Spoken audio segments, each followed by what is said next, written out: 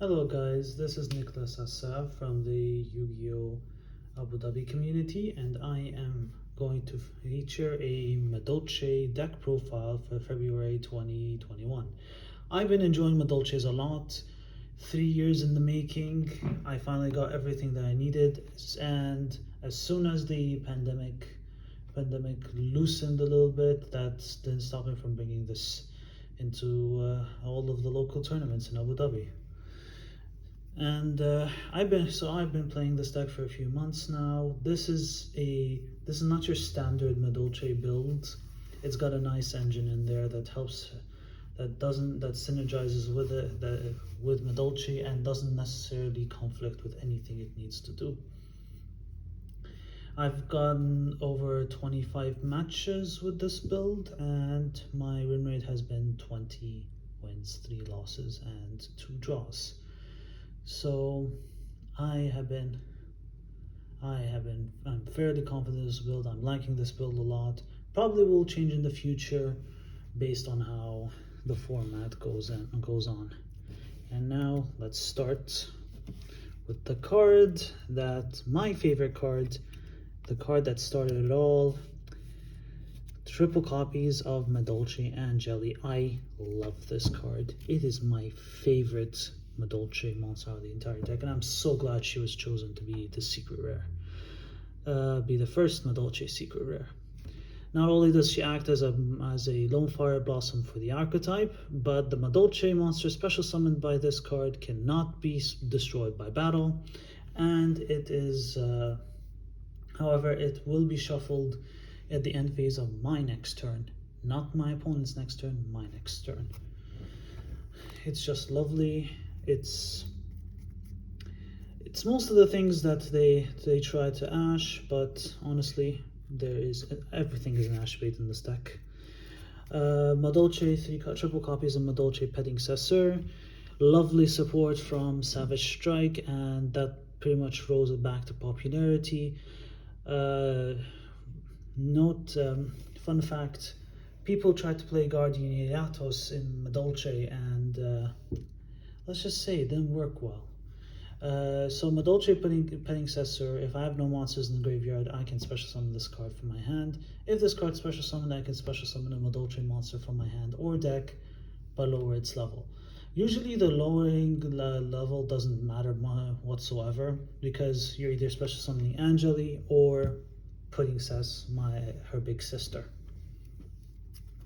And then we have the other one card starter, Madolchie Mageline. She is a non-once per turn searcher, and she can search herself. So this is the card. Madolchie Mageline is notoriously hated by all non-Madolchie players, and they have known as soon as you see this card and this resolves, this is basically means you're going to get OTK'd, which isn't true at all. Sometimes it doesn't mean you get OTK'd. Sometimes you get OTK'd by one Predecessor or one Angeli, but I digress. Next up, we have 2 copies of Messengerado.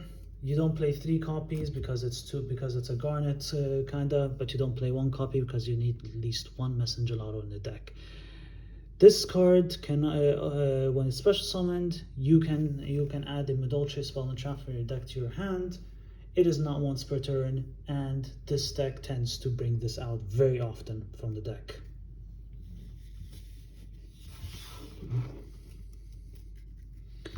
And then we have 1 copy of Madolchie Princess, the big sister. Look at the ulti. So a lot of Madolchie builds cut her out because they don't really need to extend. I tend to disagree, because if you're playing Madolchie, you're at least playing this once, even if you're starting out, because even if you have it in your hand, Madolchie Predecessor special summons from the hand as well. Lowering its level by 1 means you can get to Chocolate mode faster, and Chocolate mode becomes another extender. Also, even if she can act as a trident most of the time to get rid of those annoying floodgates on the field, or anything that's stopping you from doing your plays. So I don't think of this as a garnet at all, just a very, it's not necessary to some people, but I feel like this is necessary for any good Madolchie player. We have 2 copies of Hootcake.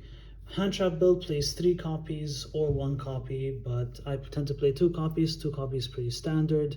It is not a starter when unless it has a monster in graveyard, which is what you usually use to special summon off of Angeli. But the engine I'm playing with this deck makes this 100% a starter 100% of the time. So I'm going to feature the last 2 monsters, which are not Madolchie, 2 copies of Eldlich the Golden Lord. Yes, I am playing the Eldlich engine in there, mostly because first of all, Golden Lord can pitch any of the spell or trap cards like the Madolchie stuff in order to add additional disruption. It can turn on Hootcake or Palimpsest. Hootcake, you can turn on Hootcake by having a monster in the graveyard. You can turn Palimpsest on by getting it out of the graveyard. Depends on what starter you think you want to start with. And now we move on to the spells. I play 1 Madolchie ticket, 1 Madolchie Chateau, and 2 salons. Madolchie ticket you only play at 1 if you play it at all. Because it can be an extender, but it's not a 1-card starter, unlike Chateau or Salon. Salon, lovely card from Eternity from Etco. It's a double summon for the archetype. It is searchable by Miss Gelato, and it has another effect that rewards you by doing normal Madolchie stuff, which allows you to set a Madolchie monster directly from the deck. It is set up which allows you to set Ticket or Chateau or the new trap from Eternity Code. Chateau, I usually play 2 copies, but in this build, I find it's more than enough to play 1. Chateau allows you to grind even more, and if I have any hand traps on the side, I can actually put them back in the hand thanks to Teacher and Chateau combination. That's something to think about. Next up, we have 1 Elixir of White Destiny, 2 Pot of Extravagance, and 2 Cursed Eldland.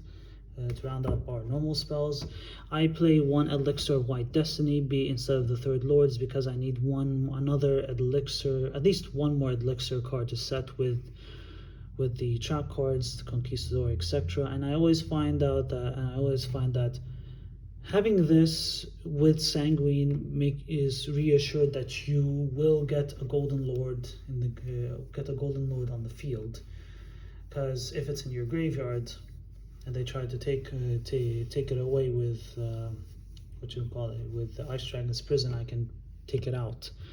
Pot of Extravagance, Madolchie love this as a draw card, since they can all play with 1 Chocolat, 1 Tier Glace Soufflé, and 1 Tiramisu.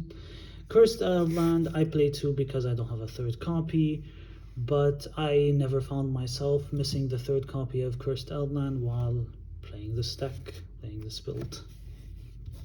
So of course, you play 3 Cursed if you want the maximum consistency, but I have to work with what I have. So moving on to the traps, I play 3 Conquistador, 3 Scarlet, and 3 Hakuero. Pretty standard. Madolchie can make a surprisingly good board on their own, but coupled up with Scarlet Sanguine and a Golden Lord, they become almost unstoppable. Golden Land banishes a card from the graveyard. More graveyard disruption combined with Glace Soufflé. I don't think anyone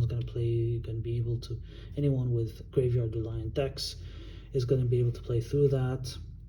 Conquistador of the Golden Land destroys a card on the field, additional disruption on your opponent's turn. And did I mention that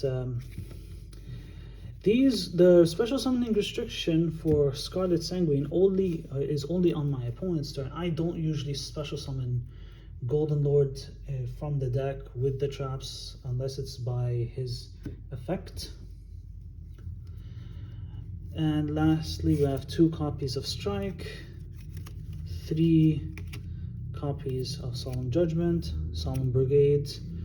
I found since I'm playing going first, I'm always I'm going to maximize on 3 Judgment and 2 Strike, because I don't find it necessarily. It's very strong, but I'm trying to keep this on 40 exactly, so I decided to take out 1 Strike. And last but not least, we have the Madolchie Promenade, which is the best trap they could have ever gotten. Honestly, from ethical support, if there was any trap they could have gotten, this is the best they could have ever got.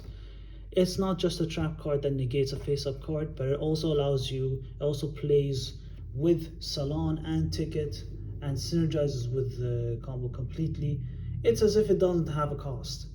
Like, you're just going +2 with this if you have Salon at least on the field. That's it for the main deck, and now we're going to the extra deck. Of course, since we're playing Pot of Extravagance, we're maximizing on the Madolchie extra deck monsters. But I am not maximizing on Sistart, because I don't usually. Most of the time I don't use her, but she comes up every now and then.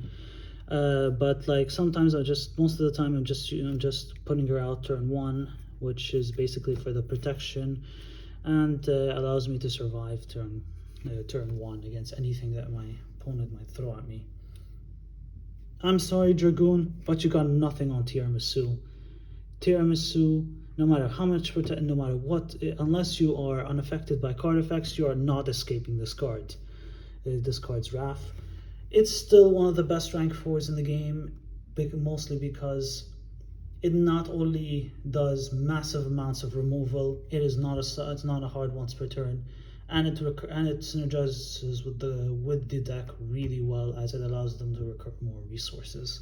Chocolat à la mode, ever since Pudding Cess became viable, this became viable as well, which allows, and it's special summoning from the deck. As long as she has Pudding Cess as Exceed material, you can special summon as much as you want by detaching material.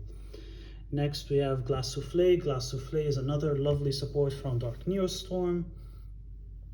It does basically what Tiramisu doesn't turn 1. It provides protection, which is basically makes any Madolchie monster unaffected by monster effects, and it's a quick effect, so in case any of your opponents try to hand trap you beyond turn 1, you can basically make the Madolchie monster unaffected. Also allows you to play around Nibiru, making this the 5th summon. Also her second effect, which counts as a DD Crow for your opponent, or it can shuffle back your resources if you're going low on them, or if you are playing hand traps along with Chateau, you can put the hand traps back in the hand after using them, and stuff like Cycle Reader and Orange Herald of the Orange Light. Yeah, you better watch out.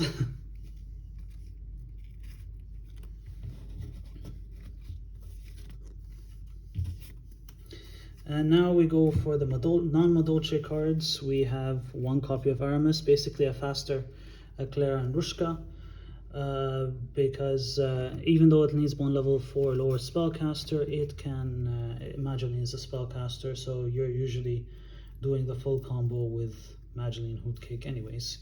Then you have the Nightmare package, Nightmare Phoenix, Nightmare Unicorn. I will be adding Nightmare Cerberus in the future due to the fact that there are a lot of people who don't play around it, especially Drytron players, Drytron and Virtual World players. They still try to keep their VFD not in the extra monster zone, and I can basically take advantage of that. The card I'll be replacing obviously is Alza. When dinosaurs become popular again, I will consider re-adding this, because it is basically an extender and allows you to take stuff like Prankertops from your opponent's graveyard. And then lastly, we have the alternative boss monster, Access Code Talker. Basically, if you don't think Madolchie, if you are not able to OTK with Madolchie, you can basically ensure that Access Code Talker will finish off your opponents for you, because even if you're using the Golden Lord stuff, you can just use the Eldlich stuff and then make access code Talker 5300 and then have Lord effect special summon itself. So 53 plus 35 equals, you're getting creamed one way or another, hypothetical opponent. Next up, I will introduce to you my side deck. I usually change these, but I'll show you the side deck that I have been playing since the past couple of tournaments. There are three, so it's 3 Droll and Lockbirds. This is probably the only hand trap that goes to the graveyard that I will be winning the running, because Droll hurts a lot of decks right now, such as Drytron, Virtual World. It can hurt them depending on the hand, and Invoke, Dogmatica, Shadow decks, and a bunch of Rogue decks that search a lot.